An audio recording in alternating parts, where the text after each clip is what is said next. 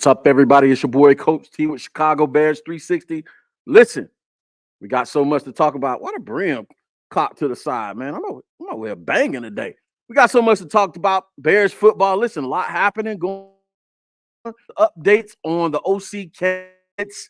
Uh, we're gonna talk about a little bit of revisionist history going on with Bears fans. I know. Listen, I know the playoffs is going on right now. There's a little bit of playoff envy going on right now. But I'm gonna help y'all put it in perspective, man. So that and so much more coming up. Listen, y'all tap in. We're gonna be on about an hour, hour and a half, maybe 2 hours, man. You never know. We'll see how so much more. Cue the intro, maestro. Let's go. Contra.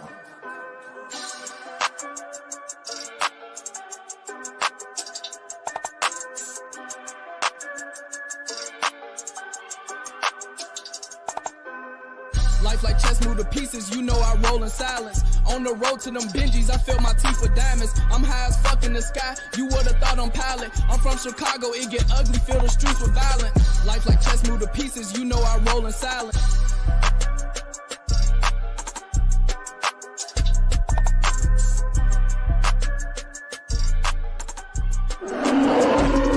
Past, present, future.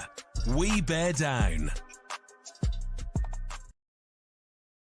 And just like that, we're back, Bears fans. Thank you for joining me. It's your boy, Coach T. I should have did my warm-up exercises before I started the show.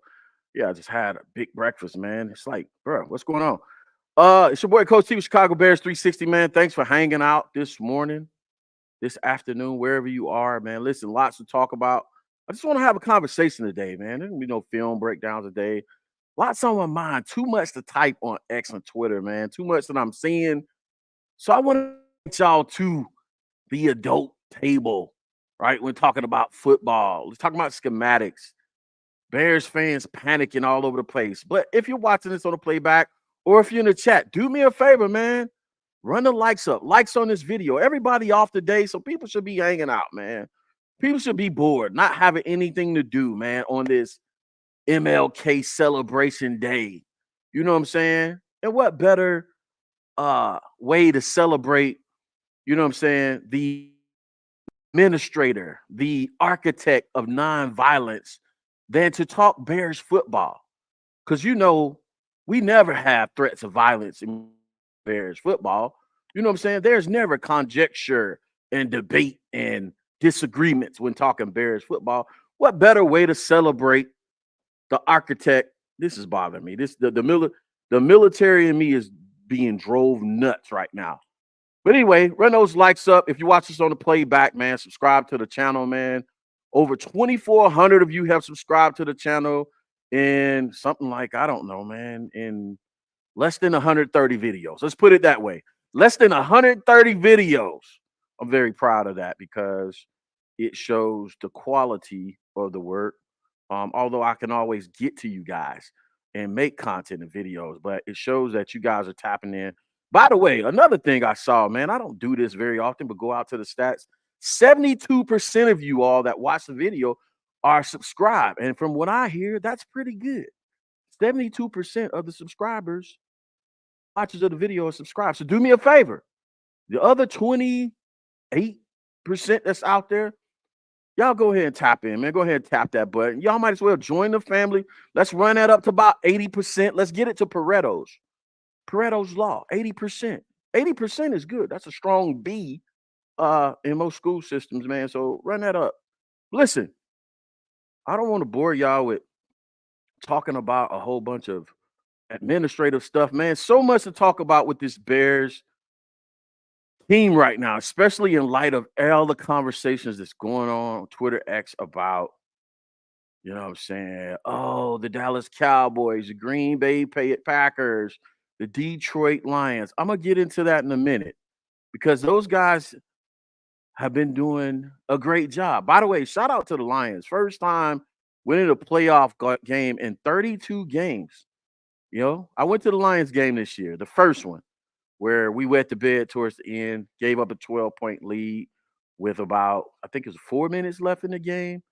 I was at that game. And for all the criticism of Detroit as a city, I want to let y'all know the experience is pretty fire, bro. If you haven't been to an away game, I try to go to at least one away game every season, one home game, one away game. I accomplished that this year. Um, but the Detroit Lions game was fire, man. The Detroit Ford Field is fire. Downtown Detroit, I was impressed. The whole experience was awesome. So I think, fire shout out to the Lions fans, the Detroit Lions for the win. I thought it was a great game. I thought Jared Goff played well. I thought he's shown some growth and process in diagnosing cover two zones and other zones. You know what I'm saying?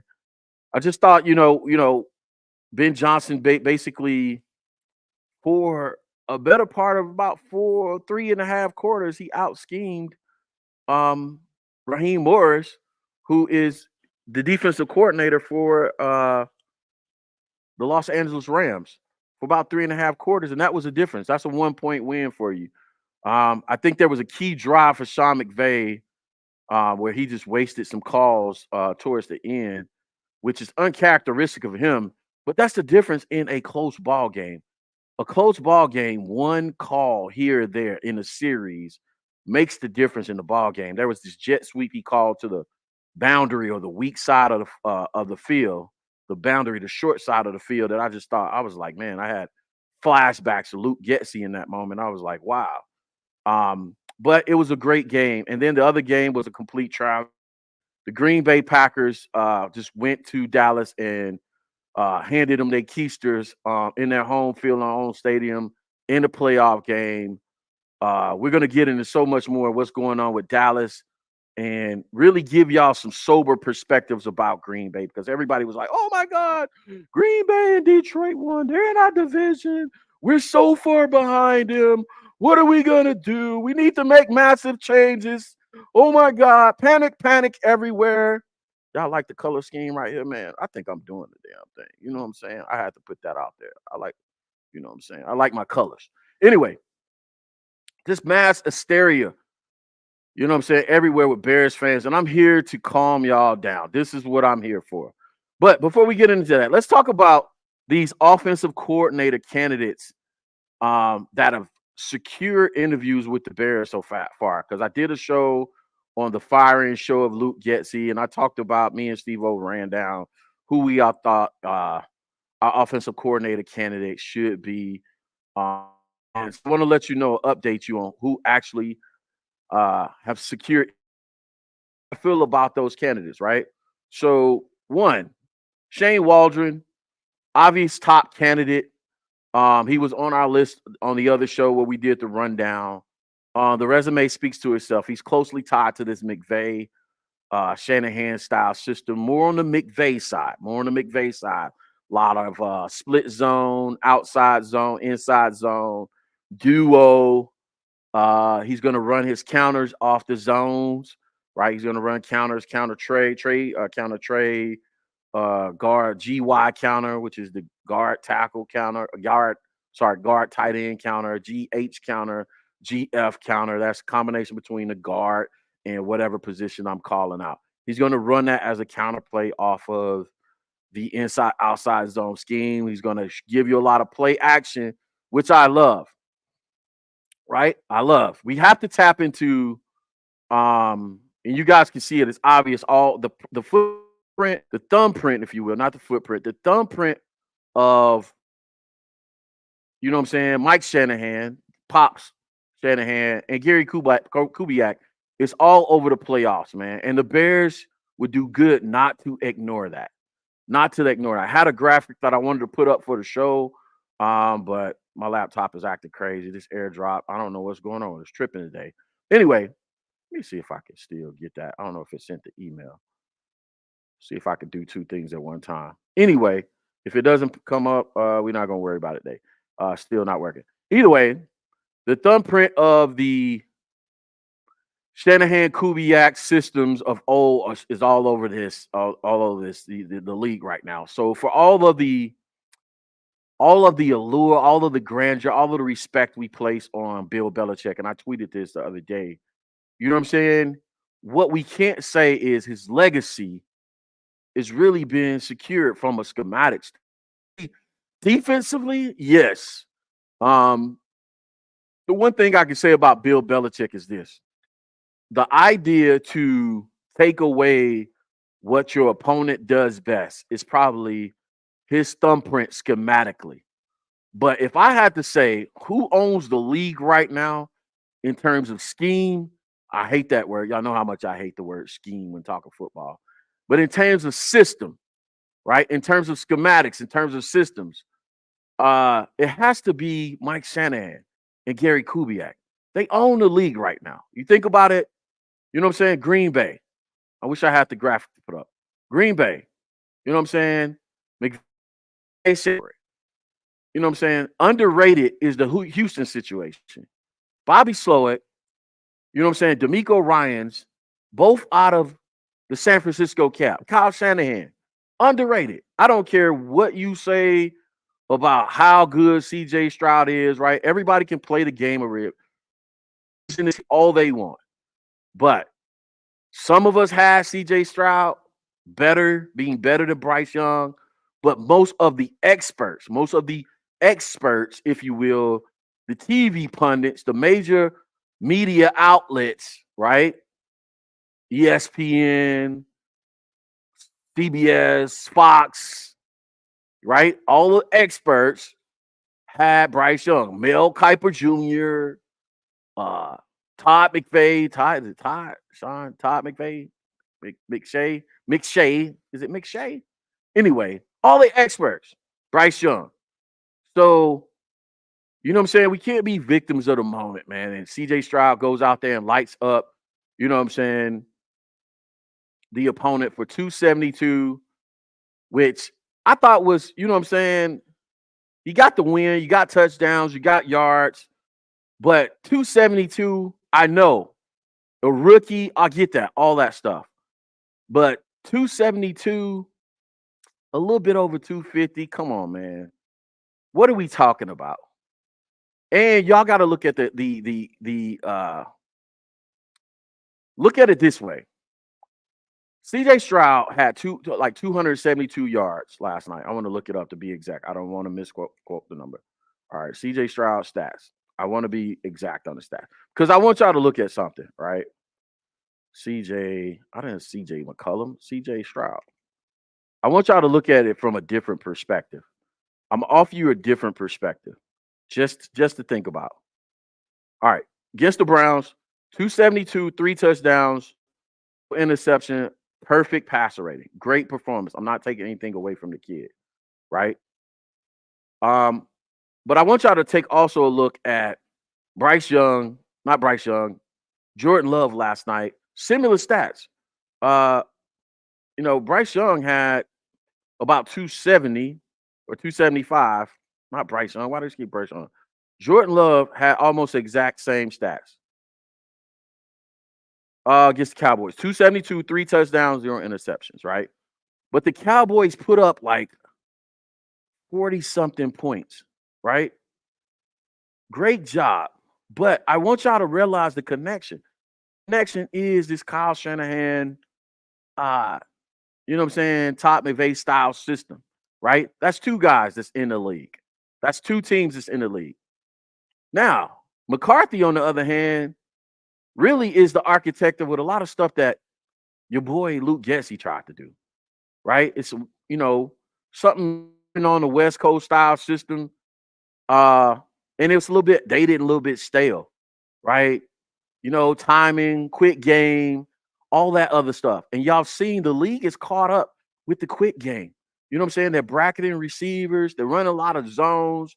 There's disguising coverages, so on and so forth. And it's like, man, the other part I didn't see a whole lot of with last night, and I believe it was there, was, you know what I'm saying? Why didn't they? I don't know. It seems like they refuse to run the actual zone read with Dak Prescott. Like they'll run inside zone, but they don't zone read. They'll run a few RPOs. Like it's incomplete. It's like it didn't make any sense. The contingency plays weren't out there. But why are you bringing this up, Coach T? Because I believe the Bears have an opportunity while we're talking about offensive coordinators, they have an opportunity to jump the line. They have an opportunity to jump the food chain by making the right offensive coordinator hire. Talked about Shane Waldron, right? The second candidate was Clint Kubiak. Obvious. Clint is in San Francisco right now as a passing game coordinator. And I told you guys about this. SEMO staying on with the Chicago Bears is the key indicator to me as to what they're going to do with this offense moving forward. Why? Because the blocking scheme doesn't change if the offensive line doesn't change. Key to any play design in offensive football, it starts with the blocking. How are you going to block it? So if SEMO is still there, that leads me to believe that we're going to keep a lot of the philosophy that SEMO believes in. What does SEMO believe in? Well, go to his history. He was with Kyle Shanahan in both Washington and Atlanta. So he believes in inside-outside zone, counters, powers, trapping, right?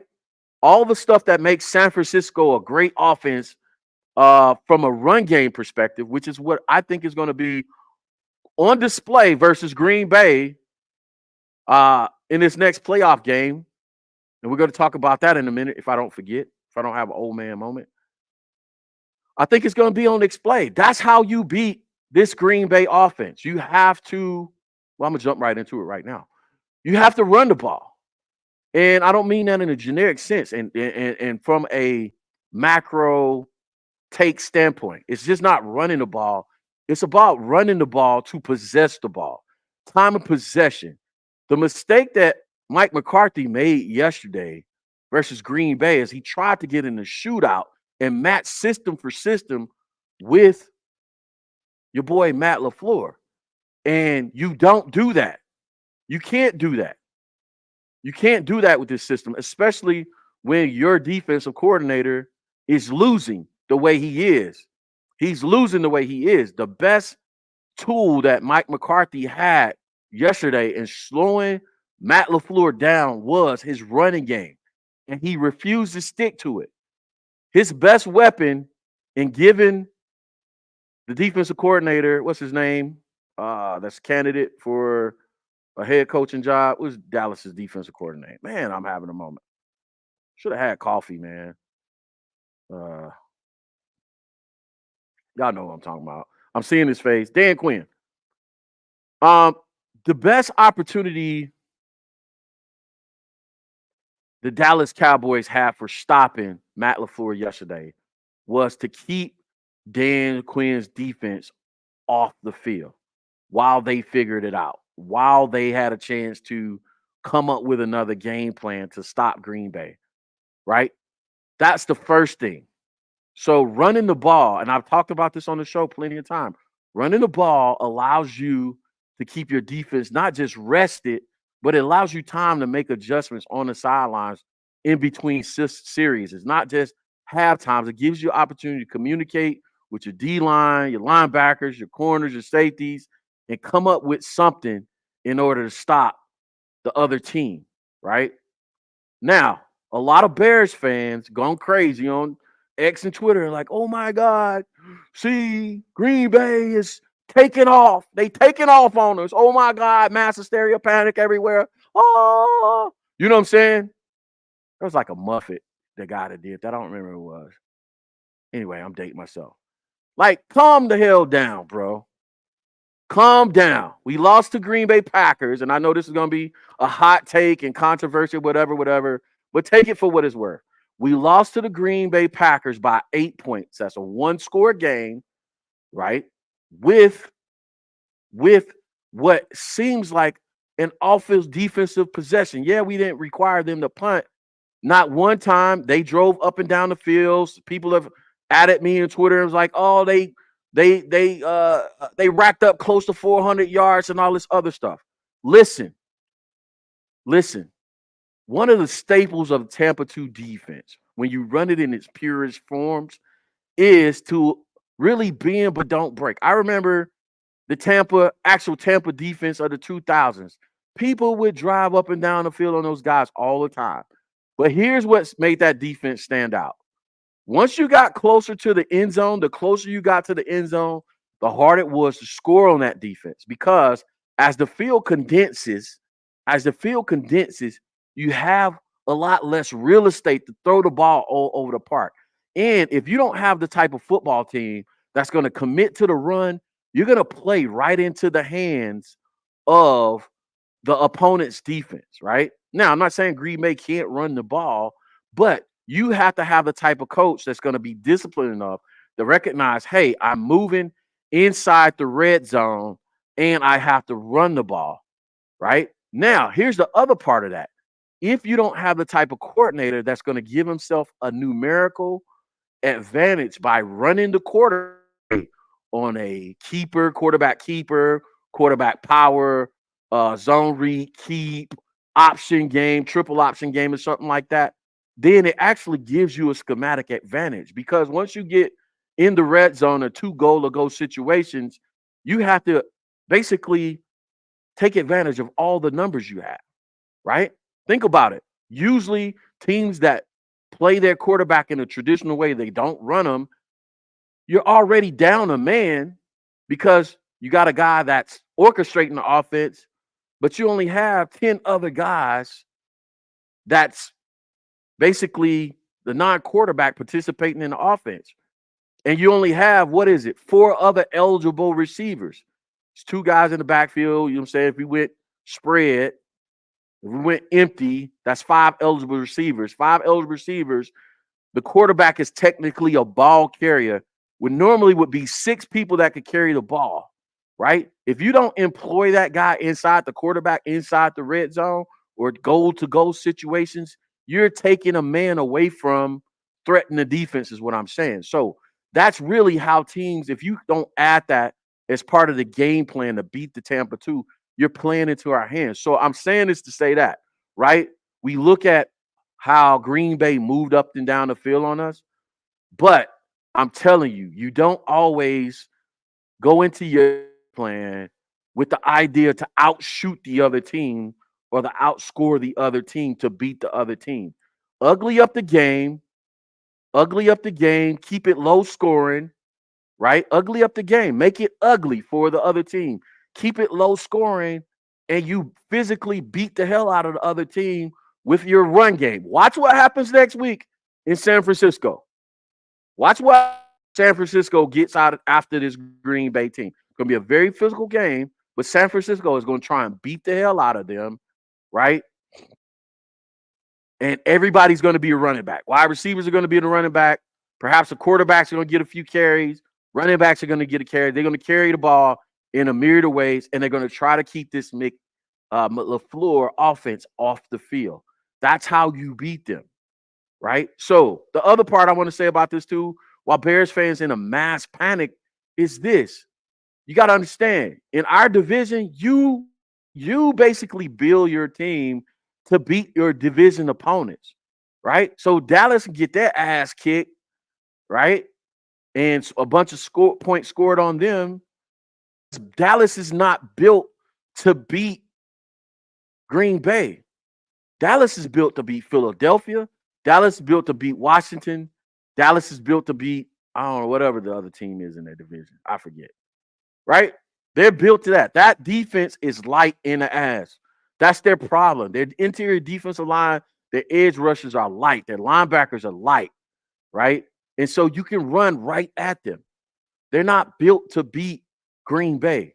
We're building our team to beat Green Bay. If we have a dominant 3 technique, another edge rush, right, and maybe a better rangy safety, more athletic, younger, right, we're right there. We're right there. It's no panic. This is why we got to get out of the habit as Bears fans of being victims of the moment. Oh, Green Bay's doing well, so wipe the slate clean. Grow up. Our fan base needs to grow up from a football standpoint. You know what I'm saying? Leave the candy table, leave the kids' cereal alone, right? Leave the milk alone. Come on and start eating some football meat. Leave that stuff alone, man. We don't wipe this just because you make small adjustments to what you're doing, and you get yourself in a position to start progressively overtaking. Just like the first Detroit game. We wet the bed, but we knew we dominated Detroit in the first game. Okay, Can you build upon that? Yes, you build upon that and you come back and beat them at home. Same thing with, going into next year versus Green Bay. You take what we did well against Matt LaFleur, right? Matt LaFleur didn't put up 36 points on Matt Eberflus. You take that, you tweak it, you get better personnel, you get better development wise, you get better offensively, and you go in there and you kick their tails and you take over the division. You make small tweaks. Don't throw everything out. Don't throw the baby with the bathwater. We can't consistently keep resetting this organization expecting to build a winner. You don't build a dynasty that way, right? So what do we got to do? We got to get the OC right. Shane Waldron, Clint Kubiak, that jumps the food chain. That puts us ahead of teams like Dallas, Philadelphia. Philadelphia is a shit show right now. They're having conversations in Philadelphia. The players don't know who's calling the plays. It sounds familiar, awfully lot like when the Maggie Laser situation was going on with here. Players don't know who are calling the plays game to game. It's a complete mess over in Philadelphia. Washington is on the downturn. What's the other team in that division? I always keep forgetting teams in the division. Washington, Philadelphia, Dallas.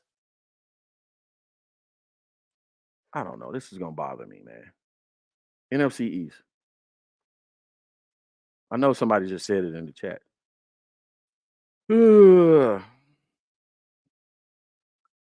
York. Why do I always forget about New York? Only the biggest city on earth. New York. All teams that trying to figure it out, right? NFC South. Toss up every year. It's a mess. Atlanta could go, depending on the head coach, higher. Atlanta can go wherever they position they are, last, second to last, or whatever. They can go from that to first next year because they have talent on that team. But schematically, what are they doing? They're doing a bunch of RPO stuff, high RPO, similar to Philadelphia.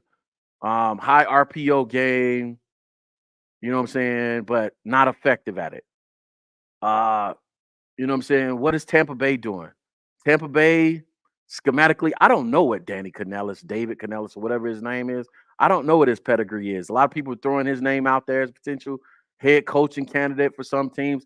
He doesn't have a deep pedigree out there. So I'm thinking, I looked at it. I think he was like he's kind of like a little bit like Ben Johnson to me, a little bit of mystery. I don't know where it came from, but he's being effective in this season. I'm worried about what happens to him next year because the first year as a coordinator is usually where you're catching people off guard, but the second year, after people had a chance to get tape on you, is where they find you out and you tend to, you know what I'm saying, be a one-hit wonder, so to speak. So what are they doing? I don't know. I think they're a little quick game, West Coasty, you know what I'm saying? Carolina is a crap, situation right now. What this is our opportunity. If you look across the league, this is our opportunity. The line is getting at. This opportunity to jump the line. New Orleans, same thing. What are they doing? We don't, you know what I'm saying? You don't fear New Orleans the way you used to. You know what I'm saying? They're not in the McVay, Shanahan space right now, right? So that's two divisions right there. It could be argued that the NFC South is probably one of the better divisions in the league. Let me see where we're going. What's going on in the West? The West, Arizona, high RPO stuff. Rams has got McVay. Okay. They got McVay. They got Shanahan. It's between us and the NFC West, bro. It's us and the NFC West. Seattle's a mess right now because they have to find a head coach, find a coordinator and all that. We don't know what they're going to be. But the solid ones is McVay, San Francisco. And even between McVay and Kyle Shanahan in the same division, y'all know who comes out of that division every year. So, again, our top two candidates are a McVay guy, a Shanahan guy, a Waldron, a Clint Kubiak. Who do y'all want? Y'all let me know in the chat. Because that's what's dominating the league right now, right? We got LaFleur, who's a He's a little bit of both. We got Ben Johnson. I'm not worried about Ben Johnson. I feel like Coach Flus has Ben Johnson's number. I'm not worried about him. I'm probably going to be in the minority of that, but I'll stand on my take. I'm not worried about him. Right? And Minnesota, I'm not really worried about them right now, even though they have one of the top play callers in the league. Yeah, man. You could put us up there. You could really put us up there as one of the top divisions in the league, bro. I mean, top to bottom. When you think about it, people would sleep on us, the Bears, because they don't know really from they don't know what we have going on. But we're better than Arizona, and I believe we could beat Seattle if we lined up in the season to the season. So I believe top to bottom. So here's our opportunity to jump the food chain. Get Shane, get Clint. Shane has more play calling experience. Clint is going to be a little bit of a roll of a dice, right? And then you bring this guy in who we interviewed, Liam Cohen. Liam Cohen, offensive coordinator for is it Kentucky? Duke? Man, I got to start getting coffee. Kentucky. You know what I'm saying? A McVay guy. There's a second of such. McVay guys. You know what I'm saying? Like, I like the McVay stuff, but I prefer the Kyle stuff. I like the McVay stuff. I prefer the Kyle stuff. Now, here's the thing, though. Which one do I believe is a better fit for Justin? The McVay stuff. I feel like the McVay stuff is a little bit better because you're going to go split zone, inside zone, outside zone, counter. You're going to go play action off of the outside zone or the split zone. Get your quarterback on the move, allow him to make, you know what I'm saying, rollout throws off the boot action. A lot of flood concepts. You're going to get a lot of crossers, a lot of floods. I don't think these top three candidates, it's a bad choice. If I had to rank them, now I went back and looked at some Liam Cohen, Kentucky tape, and the guy has good stuff, man. He has good stuff. I'll be a little bit worried about, you know what I'm saying, defensive coordinators from the NFL maybe having his number at some point, but he has good stuff, right? He has more experience as an offensive coordinator and calling plays than Kubiak. So I would almost, hot take for you, I'll put him ahead of Clint. I'll go Shane, Liam Cohen. I don't mind going out there putting on stuff. I'll put him ahead of Clint because he has more experience at actually calling plays and coordinating offense on multiple levels, right? Because it's not just about calling plays. It's about the whole leadership aspect of the offensive staff also. That's the other aspect that fans don't get to understand. You run that whole offensive staff as offensive coordinator. You have to know how, in the words of Matt Eberflus, you have to know how to coach your coaches. You know how you got to be on their ass when they teams or their section or their sector of the offense is not performing. You got the routes are not running crisp. People not blocking. You got to be able to teach your coaches exactly how you want it. And you got to be able to lay into their ass so they can lay in the player's ass and command the room and get people to perform.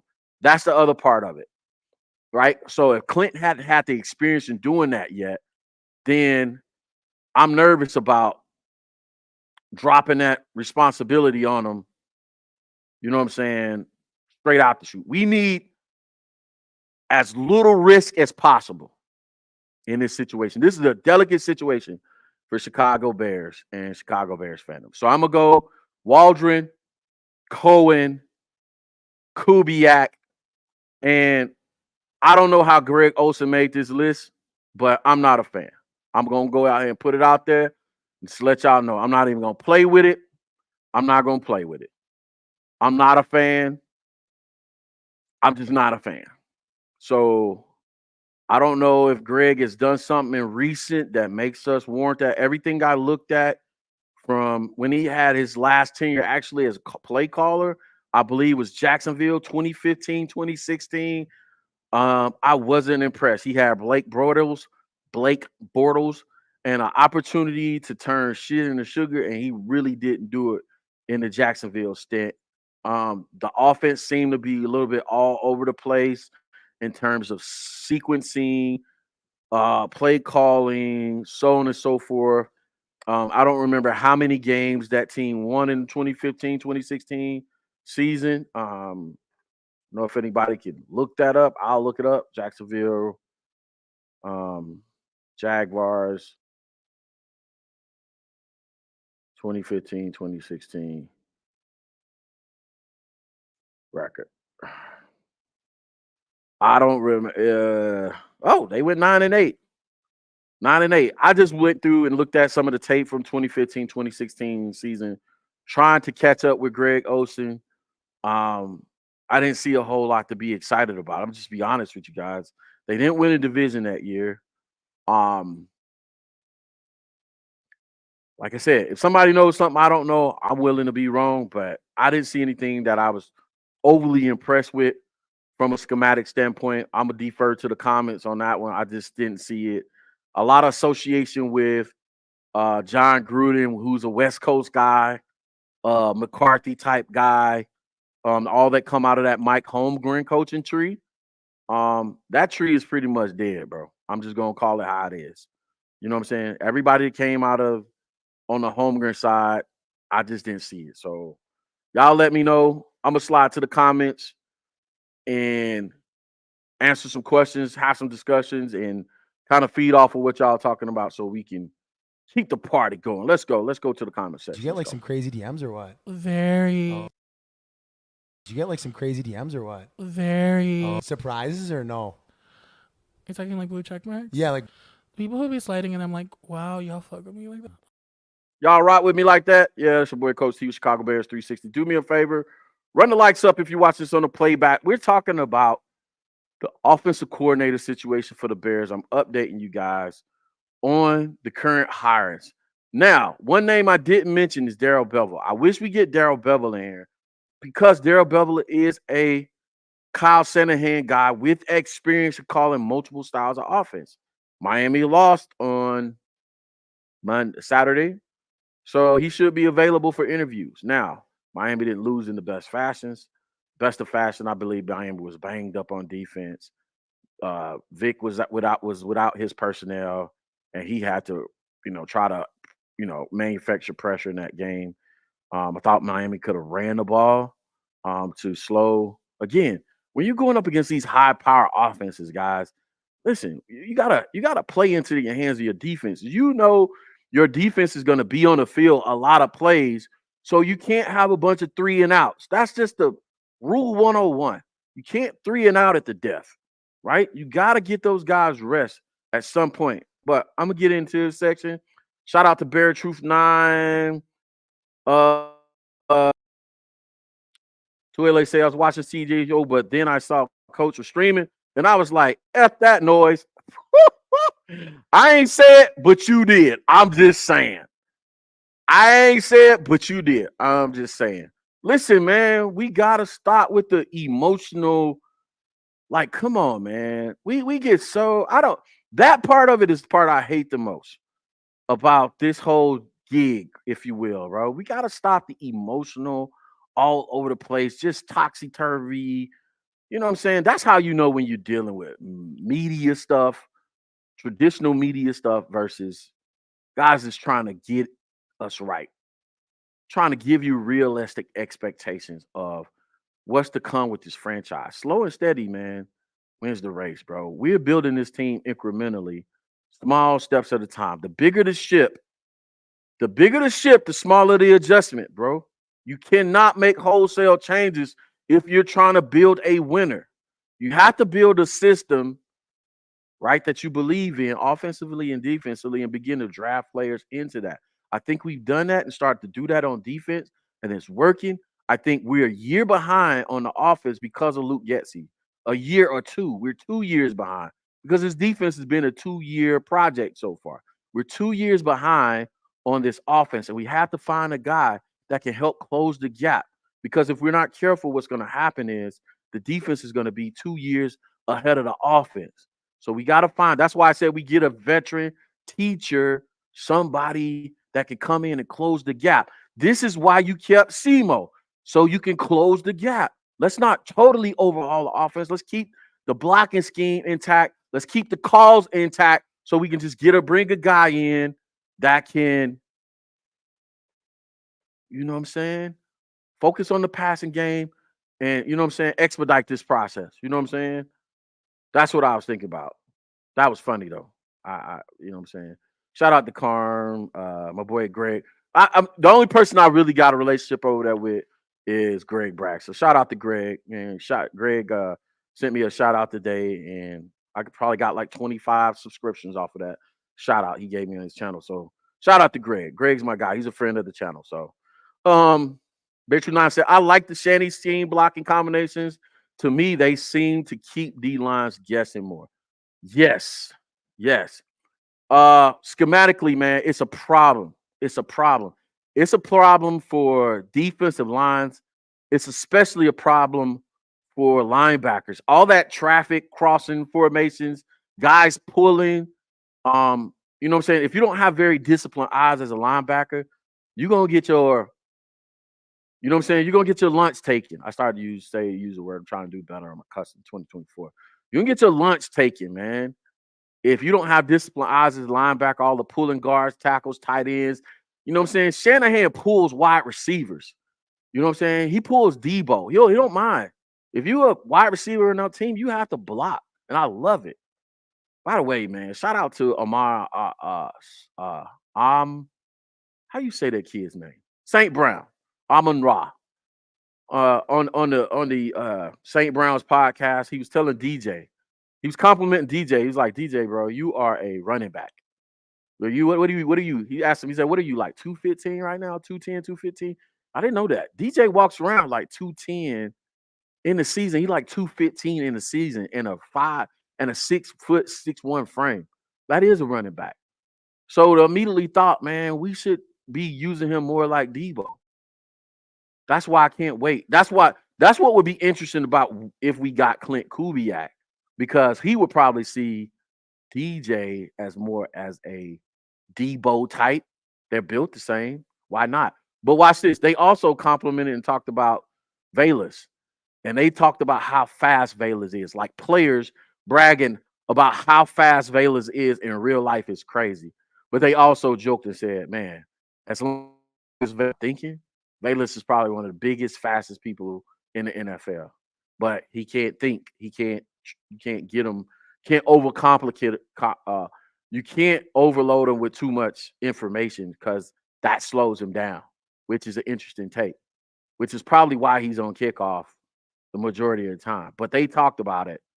Like, for as big as he is, Velus is crazy fast. And Velus, I don't know if you've seen Velus in that wide receiver dinner picture they took with Tyke Tolbert right before he was fired. Velus is big as hell. Velus is huge. I mean, like yoked up big. He's bigger than DJ, which is crazy to me. He's like, DJ's a running back. Velus a running back too. We don't have any like traditional body wide receivers, which to me, I think that is gold for a Kyle Shanahan style offense. Sean McVay, if you're going to get those guys carries on jet sweeps and carries out of the backfield or match them up against linebackers in the pass game, put them in the backfield. Imagine this. You put Velus and DJ in the backfield and you go multiple tight ends, maybe 3 tight end sets, and you spread them out. You go with some kind of like ace gun formation. You go out of 13 personnel and you didn't, like 22 personnel. You go with 3 tight ends, but you go gun and have them split back. And now you got to have a team decide who they're going to guard. Velus out of the backfield with a linebacker or a safety or a nickel corner or DJ. Somebody's not making that tackle. Somebody's going to miss that tackle. We need a guy that thinks like that. That's all I'm saying. Like, that'll be a problem. I really believe the right coordinator can unlock Velus Jones. The right coordinator can get more out of DJ Moore. The right coordinator would have made something out of your boy that went down to Miami. What's his face? Bro, I can't. I gotta stop not having coffee. Y'all know who I'm talking about. Chase Claypool. Oh boy, this coffee situation. I'm going to get some coffee as soon as it's over. What up, Zach? Love the emoji, my guy. I don't know what that is, but that is super cool. Zach K said, I don't believe this is being victims of the moment. This is 60 years of franchise getting it wrong. Well, if it's not being victim of a moment, Zach, it's PTSD. Pick your poison. You just described to me textbook PTSD. You know what I'm saying? Borderlining on depression. 60 years of this franchise getting wrong. No, that's not what we at Chicago Bears 360. We're talking about where we are in the moment and how we got to do is get there. Listen, we got a new GM. He's putting it together the right way, incrementally small changes. I like where they're going with it. Coach Steve, what up? EV, Bear Down Davis, what up? Coach is my OC of choice. I like it. Listen, I'm not mad at it. I want him to bring Bevel in. Freudian slippage there. King AC Steve-O, what up? Yeah. Let me try and get here. I'm trying to get some comments. I'm trying to make this about y'all. I hate to say it, but he liked LaFleur. Oh, Evie says she liked. Listen, man. I hate to say it too. As a football coach, I hate to say it. He's not in my rankings with Kyle Shanahan. Kyle Shanahan is a football coach god to me. I believe when it's all said and done, Kyle Shanahan's tree is going to make Bill Belichick's coaching tree. Well, his coaching tree already is better than Bill Belichick's. Hot take. His coaching tree is better than Bill Belichick's already without any Super Bowls. His coaching tree, before everybody gets picked up, call me blasphemous, is better than Bill Belichick's already. When it's all said and done, I believe Kyle Shanahan, especially if he wins a Super Bowl or two, he's going to be right there with your boy out of San Francisco as well, Bill Walsh. His coaching tree would have rivaled Bill Walsh. Bill Walsh got how many Super Bowls? 2 or 3. He had the Holmgren, Gruden, Ray, I think his name is Rhodes, McCarthy. McCarthy got a Super Bowl. Gruden got a Super Bowl. One. Holmgren got a Super Bowl too, didn't he? So he got 3 Super Bowls from his tree. I believe it's going to rival that. I believe Kyle, once Kyle gets him 1 or 2, if he gets him 1 or 2, hopefully maybe this season, I believe his sons, if you will, have an opportunity to get them 1 or 2. A championship as well, right? So if you say Dan Campbell takes a lot of risks. What up, Black Diamond? What up, AC? What up, T-Dub? Terrence Williams in the building. What up with G. Williams? Here's a good one. Terrence Williams says, what up with Williams' generational talent? I'm gonna get to that on Thursday. What's today? Monday. My programming is all off. I'm gonna get to this Caleb Williams generational talent stuff this week. But I have to address a few things before, going into the tape on Caleb Williams. I started looking at some Drake May tape. The short take is this, man. Generational, no. Good with the potential to be great, yes. But we need to remove generational, transcended from that. To me, generational is Joe Burrow, Andrew Luck, guys that came into the league, NFL ready, can read coverages, NFL coverages, and play in the NFL system. That's the bottom line. That's the barometer. That's the line for me. And if you can't do that, you're not generational, man. And that's not hate on Caleb Williams. I believe Caleb Williams has an opportunity to be good. I really wish for Caleb Williams that he goes system that's similar to what he has right now. Arizona would have been great for Caleb Williams. Atlanta would be great for Caleb Williams. Caleb Williams matched with a Eric Bieniemy at any location would be great for Caleb Williams. Caleb Williams in Chicago with the right coordinator, not none of these guys we've interviewed, by the way, would be a great match. These guys all require you to make NFL reads across the field. So Caleb, with these guys that we interview, and I never thought about that from that perspective before, up until now. Caleb Williams with these guys that we've interviewed right now would be a project. He would probably need to sit a year. He would probably need to sit a year to be at his best and to keep and protect him from the Chicago Bears fan base. That's the reality of it, because he doesn't run the style of offense any of these guys run. The closest one would probably be Clint Kubiak, because Clint Kubiak if he ran the San Francisco style offense, doesn't place a whole lot on the quarterback. You just throw the ball to a spot and watch the wide receivers run to whatever you scheme up to. A quick game. A lot of, the run game is what it is. I already described that ad nauseum, but it's all about that quick game, West Coast style. Brock Purdy, throw the ball to certain spaces, lock to the tight end, stuff like that. It would be a better match for Clint. I'm not saying it's not a complete match. It would be a better match for Clint if Clint got the job. So hot take for you again. I'm getting a hot take Mondays like crazy. Another hot take for you. If we take Kubiak, then Caleb Williams is still in play, in my opinion. Otherwise, I'm still 75% that we're staying with Justin Fields because of the CMO situation. First of all, because of CMO staying, and because of the guys that we're interviewing. If it's Waldron or Cohen, it's probably going to push me to 85% is going to be Justin. If Kubiak, I'll probably stay about 75%. There's a small chance that he stays and they take Caleb and we sneak him. We pair him with Kubiak. But why would you put him with a second tier or second time offensive coordinator? Why would you pair a rookie quarterback with a coordinator that's only calling plays or coordinator offense for a second time? I'm just saying. That's why I'm so heavy on. Again, it's about the schematics for me. It has to make sense. CMO staying, the type of guys y'all interviewing, it's leaning more towards Justin Fields is staying, bro. I'm trying to be a Caleb Williams hater. I like logic. I don't like emotional takes. I like to figure out what's going on schematically, connect the dots. If you don't like it, you know what I'm saying? I don't know what to tell you, but you can't argue the logic. I'm telling you.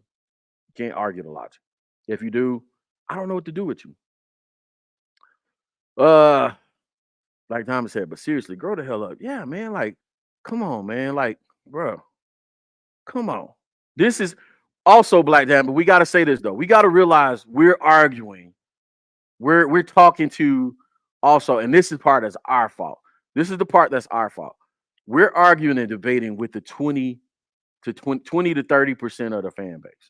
So, you know what I'm saying? When you're wolf howling at the moon or vice versa. I don't know how that saying goes, right? That's why like on X and Twitter, that's why I just scroll or mute. I don't get into a lot of these debates because I'm like 20%, 30% of the fan base, when the majority of us use logic. The majority of us are more practical in our takes. You know what I'm saying? We see where the train is going. Now, could the majority of us be wrong? Absolutely. But you know what I'm saying? It's about managing expectations at that point, right? You know what I'm saying? Definitely how I see it happening. Giants. Y'all get me straight. I see more of y'all get me straight. Here we go. Bear Truth 9 coming in with a hot information. Coach, the Shanny system is strict on time and details, blocking to be successful. How would you suggest they alter that time and specific style to JF1? They can get away with. The running part of it can be they can get away with.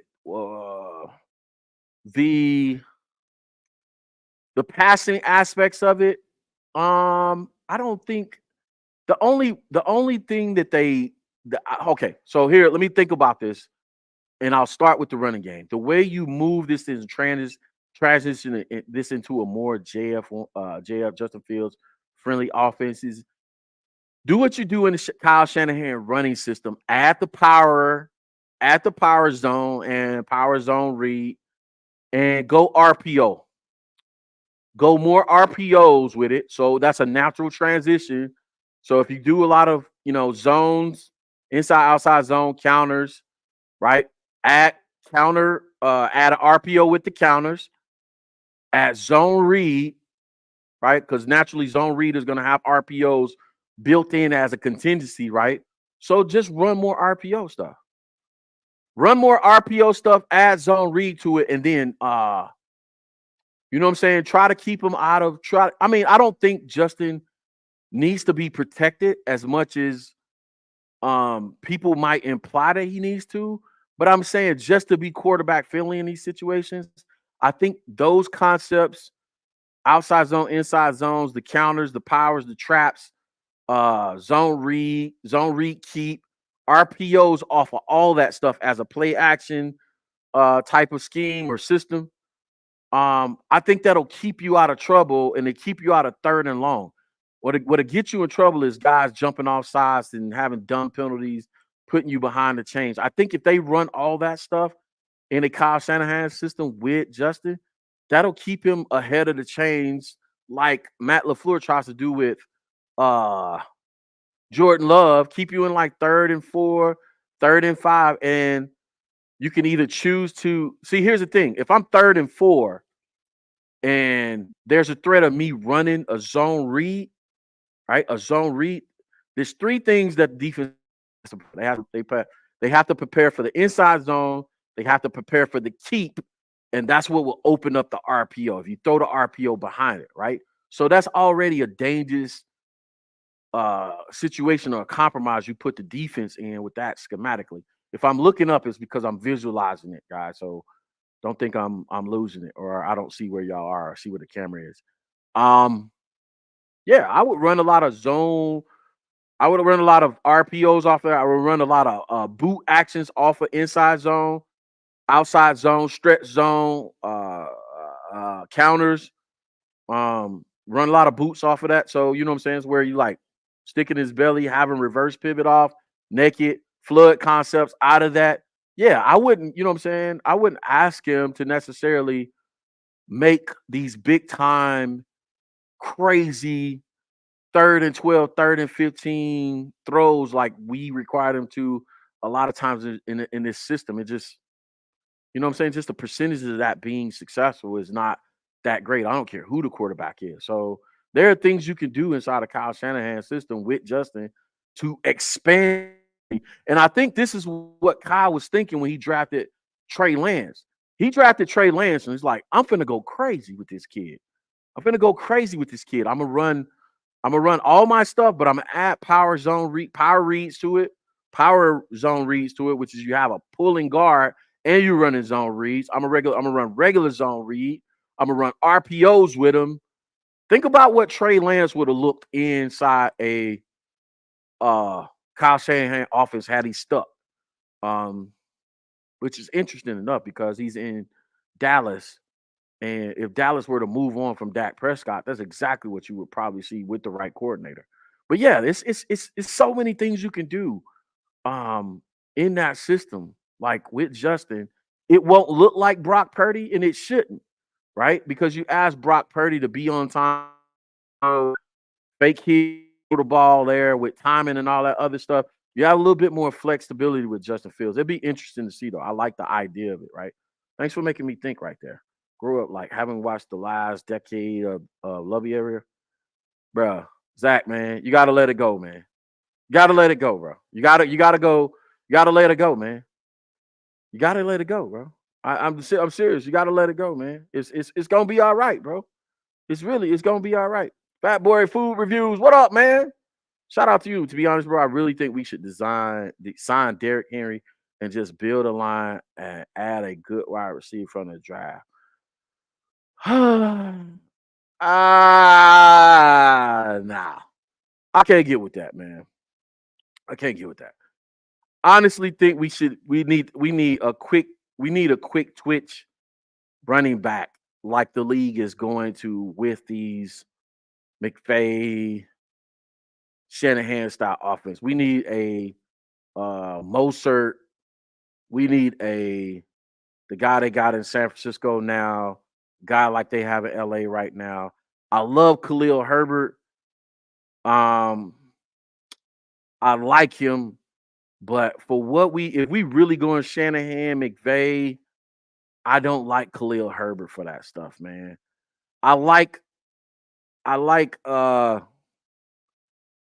like Rashawn Johnson because you the Corey Dillon to our quick twitch guy, right? But I don't think watching the games last night, I didn't think Khalil was quick twitchy enough.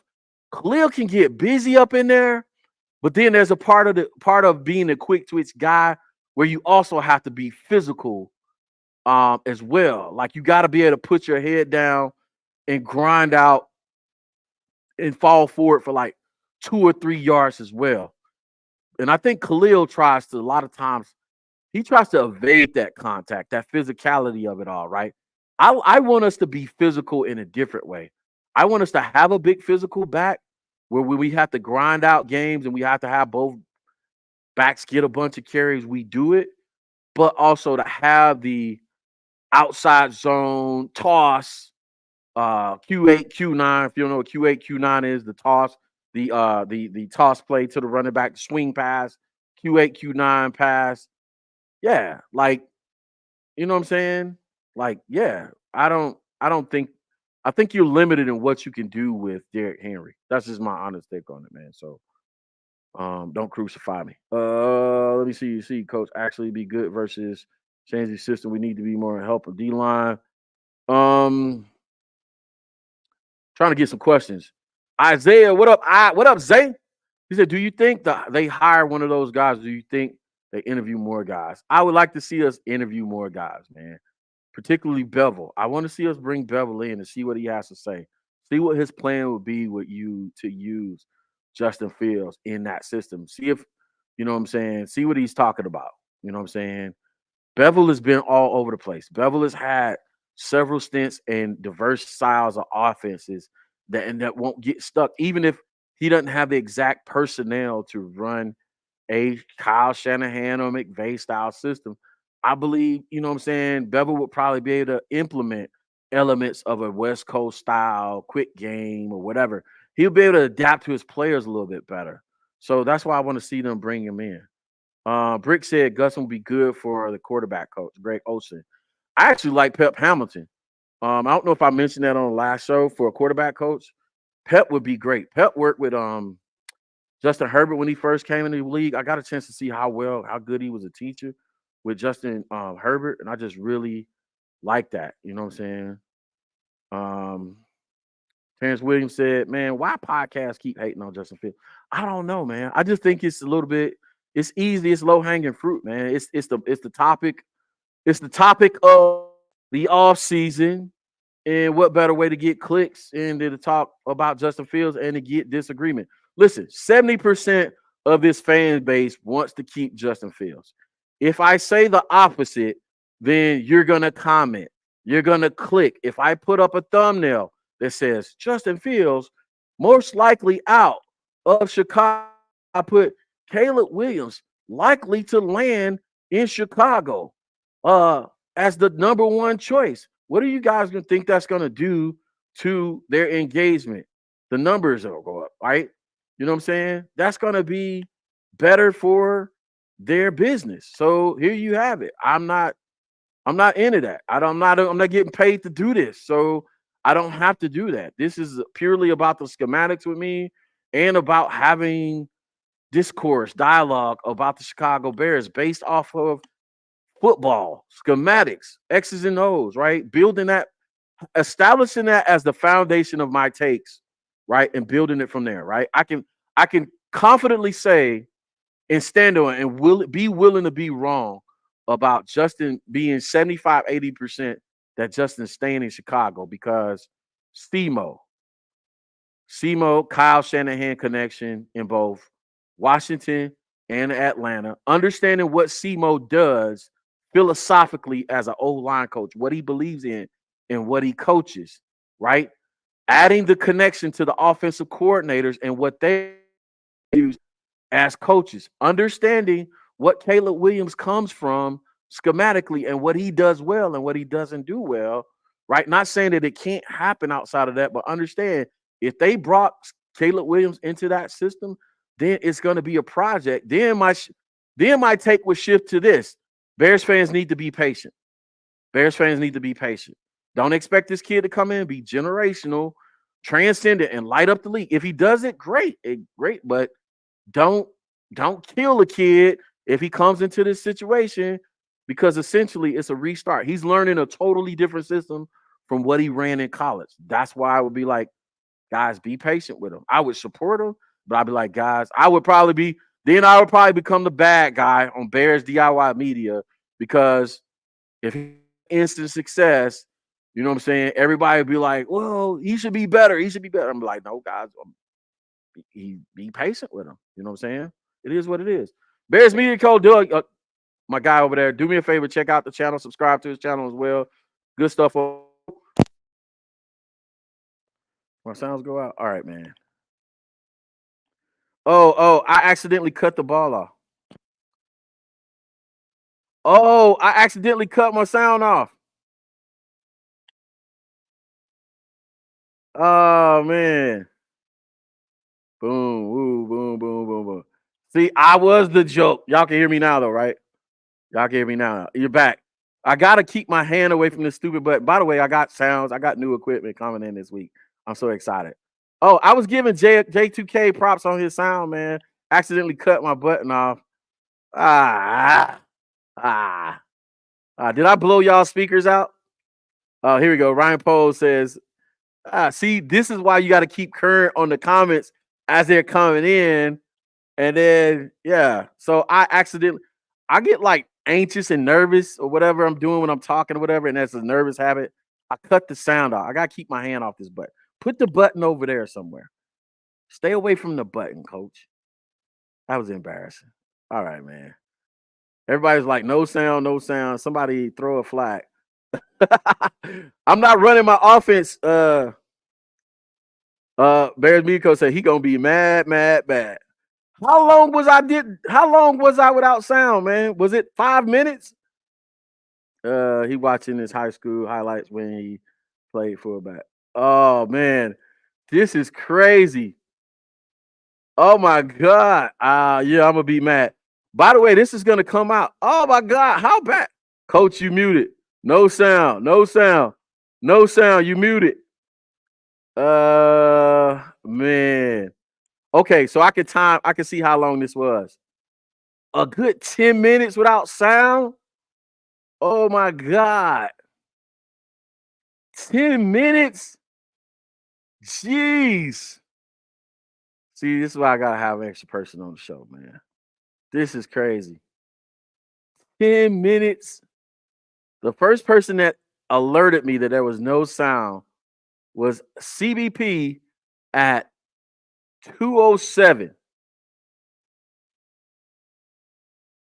2:07. I'm sitting here having a ball with no sound. Gotta be more careful. Gotta be more careful, man. 10 plus minutes with no sound. And y'all hung in there with me, man. Shout out to y'all, man. That's why I got the best chat in all of Bears DIY media. I got to stop playing around with the button during the show. And I'm going to give y'all a bomb for being the bomb audience and trying to keep me out of trouble with that one, man. It is what it is, man. But anyway, listen, don't panic, man. Watch the games. Enjoy the games, man. We're going to be there. We're going to be there. I really believe. Listen, I believe in this staff. I believe that the slow approach to this bill or rebuild, if you will, is the right move. I want to see us trade back with that number 1 pick. I want to see us make a big deal. I want to see us drive the value of that pick up and continue to build this roster. I want an established interior defensive lineman from one of these teams that could potentially be a trade partner with. I believe that's going to transform this defense to a top 5 defense. And we're going to be on our way to the races and get some other picks behind that.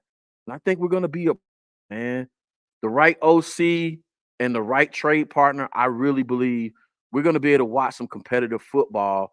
You know what I'm saying? Over the next couple years. And here's the other aspect of this, right? When y'all debating with the 20 and 30% of Bears fans out there, that tends to drive us crazy. Here's the question y'all should ask yourself. We have to decide whether we want to be a competitive team for 1 year or do we want to be there for the next 10, 15 years? That's the thing. That's the thing. I think everybody made jokes about, by the way, everybody made jokes about Dan Campbell and the biting kneecaps. Everybody made also jokes about Ryan Poles, take the North and never give it back. Well, you know what I'm saying? Y'all see how it's working for Dan Campbell, right? Yeah, exactly. You know what I'm saying? When you have a leader with a vision, sometimes it takes time for that vision to come to fruition. You know what I'm saying? You know what I'm saying? You go out, you plant a crop, you don't go out the next day and you see a harvest. It doesn't work that way. That's not how then something goes. So it is what it is. Thank y'all for keeping me honest and keeping me out of trouble. I'm gonna have to go back on the replay of this tomorrow and bleep out the whole 10 minutes where I wasn't saying anything. Wow. Epic, coach. What are you doing? I'm gonna give myself the drunk uncle for that one. Let me see. Here you go. I'll show y'all how fair I am. Give myself the drunk uncle. I'm giving myself the world and media, Bears media renowned drunk uncle award. Here you go.